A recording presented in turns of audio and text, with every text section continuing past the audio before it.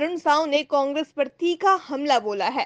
उन्होंने कांग्रेस के बयानबाजी पर हमला बोलते हुए उन्हें गांव गरीब किसान को लूटने वाला बताया। अरुण साव ने कहा कि कांग्रेस ने हमेशा गांव गरीब और किसानों को लूटने का काम किया है, जबकि भाजपा सरकार ने सदैव इस वर्ग के उत्थान पर काम किया है। आइए जानते हैं मीडिया से बातचीत में उन्होंने और क्या कुछ कहा। जिस कांग्रेस पार्टी ने अपने 60 सालों के सरकार में गरीबी हटाओ का नारा दिया और गरीबों को लूटने का काम किया, गरीबों के हित के लिए कोई काम नहीं किया, अनुसूचित जाति, जनजाति, पिछड़ा वर्ग, गरीब, गांव के लोगों का शोषण लगातार होता रहा। और आज कांग्रेस के नेता इस प्रकार से बात करते हैं, उन्हें इस तरह की बात करने का कोई अधिकार नहीं है। वास्तव में नरेंद्र मोदी जी के नेतृत्व में सरकार बनने के बाद गांव, गरीब और किसान की तरक्की और बेहतरी के लिए योजना बनाकर काम हो रहा है। लोगों के जीवन को सुलभ और आसान बनाने का काम लगातार हो रहा है। यदि उन्हें दिखता नहीं है ये काम, तो ये उनको मुबारक हो। ये शराब के लिए जो मनपसंद एक लंबी कवायद के बाद उद्योग जगत सहित सभी स्टेक होल्डर से चर्चा करके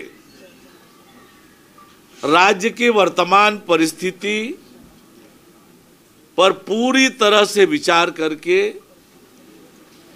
नई औद्योगिक विकास नीति 2024-30 छत्तीसगढ़ सरकार ने विष्णुदेव साय जी के नेतृत्व में हमारे उद्योग मंत्री लखनलाल देवांगन जी के मार्गदर्शन में बनाया है। हमारे अधिकारियों ने खूब मेहनत की है, उद्योगपति, उद्योग जगत से भी सलाह लिया है और एक बहुत अच्छी औद्योगिक नीति कि हमारा उद्योगों का विकास केवल कुछ एक एरिया तक सीमित न रहे। छत्तीसगढ़ के नौजवानों को, अनुसूचित जाति, जनजाति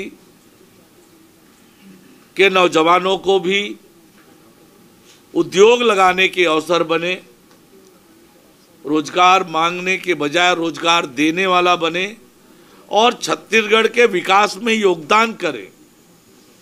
संपूर्ण छत्तीसगढ़ का औद्योगिकीकरण हो, ऐसे बहुत बृहद और व्यापक हमारी नई औद्योगिक नीति बनी है।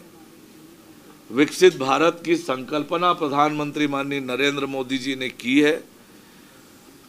विकसित भारत में छत्तीसगढ़ की भी प्रभावी भूमिका हो, विकसित छत्तीसगढ़ का निर्माण हो।